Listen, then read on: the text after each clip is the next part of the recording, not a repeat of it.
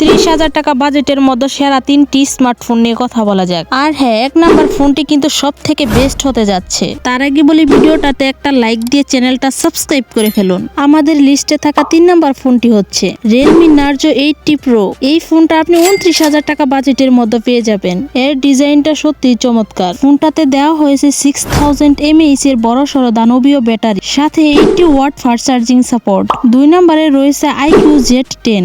এই ফোনটার প্রসেসরে দেওয়া হয়েছে Snapdragon 7S Gen 3 প্রসেসর, যার কারণে গেমিং পারফরমেন্স ভালোই পাবেন। আর এই ফোনটার সবচেয়ে বড় হাইলাইটেড হচ্ছে 7000 mAh এর বড়সড় দানবীয় ব্যাটারি। অন্যদিকে আরেকটা অবাক করার বিষয় হচ্ছে এর ব্যাক ক্যামেরাটাও বেশ ভালো। 1 number CMF Nothing Phone 2 Pro। এই ফোনটার বাজেট 27,000 টাকার মধ্যে। সবার আগে যেটা চোখে পড়বে সেটা হলো এর ক্যামেরা সেটআপ, যেখানে একটি দারুণ টেলিফটো ক্যামেরা রয়েছে। প্রাইমারি ক্যামেরাটাও বেশ ভালো।